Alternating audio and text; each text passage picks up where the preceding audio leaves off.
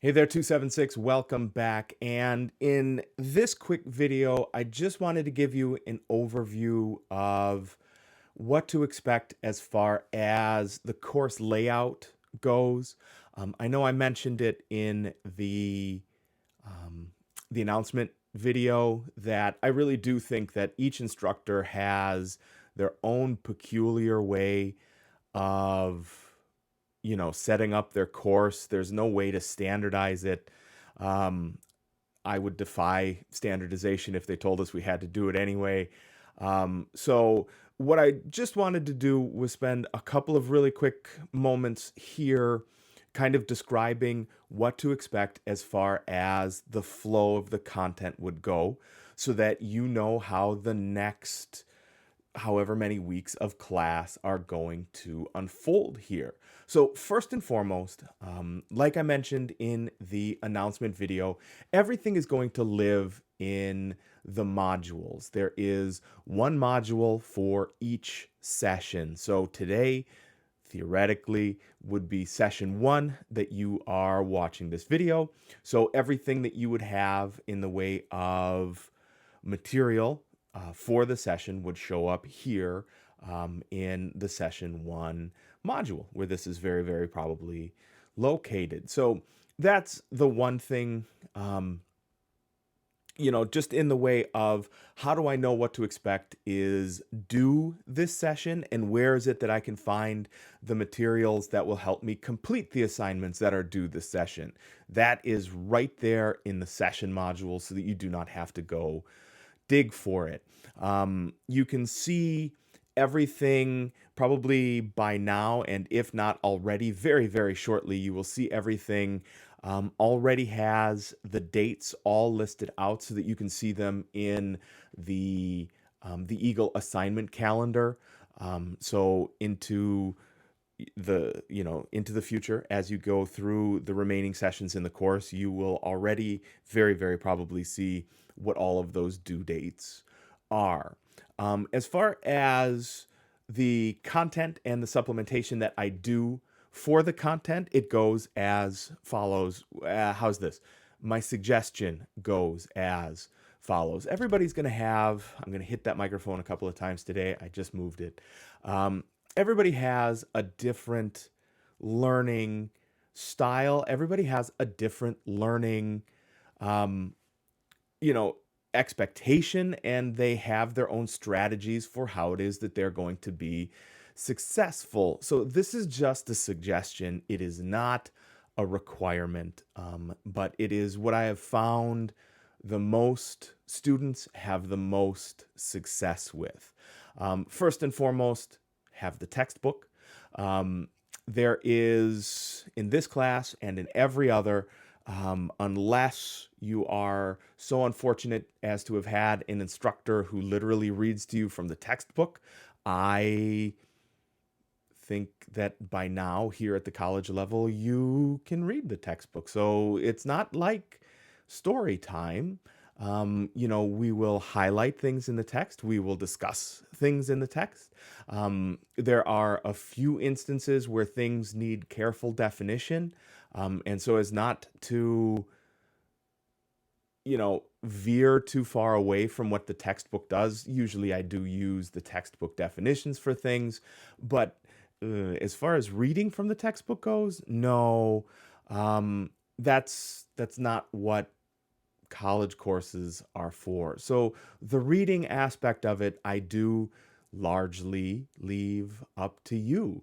And again, we use the videos as supplements to that material. So I would start, if I was you, I would start first by reading the textbook. I just think um, that as you're going through it, it gives you the pacing that you need to get the material. You know how quickly you read. You know the pace at which you read. You know the density at which it is that you go back and reread things. All of those things are beyond what an instructor can control. So I don't think it makes any sense to try and control that. That is yours to maintain. After that, I would come back here to the session modules, and they are listed as chapter supplements, and they are all videos just like this one. Not, like chapter one and it's one giant video. I try to break them down into the sections that you see in your textbook so that you know where to go back and look for it. I stick to the section number rather than the page number because it's my experience that the instructor version of the textbook can like marginally be different than the student version of the textbook sometimes. And it depends whether or not you get the loose leaf. It's called the binder copy of the book, where you can do it a chapter at a time or whatever you choose, versus some of the earlier or later print editions of the book. It's the ninth edition. It's listed over there by the syllabus. Um, there can be slight differences in the page numbers. So instead of page numbers, I will tell you, this is chapter 1.1, this is 1.3, this is, 5.5, whatever the case might be. And that gives you, a really regular way to interact with the textbook in a way that's probably slightly more accurate, at least for some of you, than it would be if I use the page numbers. So read the text first, come back and listen to the supplements, because in the videos we'll do things, that add additional layers of examples, of, some different ways that you've potentially interacted with those subject matters before, etc. So that way, if you have a question, it very probably might be answered in the supplementation videos. And if you still didn't get a resolution to the question that you have through reading the text and through watching the video, reach out. And I will be happy to help you address whatever that question might be. So read the text first, watch the supplement video series second, and then move on to tackling the homework for the week. Generally speaking, there are a few instances where this won't be entirely true, but generally speaking, there is one session to read either read all of or most of the content for a chapter, and address the end of chapter exercises. For the most part, with the exception of the first assignments, everything that you submit is going to be functional code, something that works, something that produces output, takes input, etc. So actual working programs. For the most part, 1 week is spent on a portion or all of a chapter and addressing the end of chapter exercises.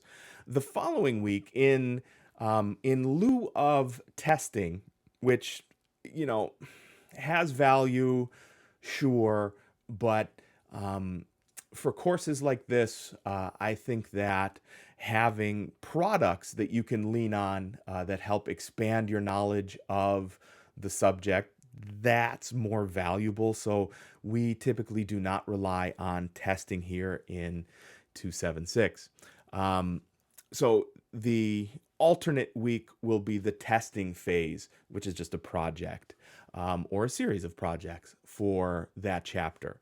So that way you get to see and interact with code samples that reflect what you see in the textbook. And then the next week, you get an opportunity to deploy those concepts, but with, an expanded opportunity to really see what those concepts can actually accomplish when it comes to completed code. So for the most part, that's what your sessions with C++ will look like. Reading first, video supplementation second. If I do also include them, and I have forgotten, right under the video supplementation is the PowerPoints for the text. I put them in there. I know not everybody finds value in them, but I know that some people find value in them. So they are there should you choose to see them.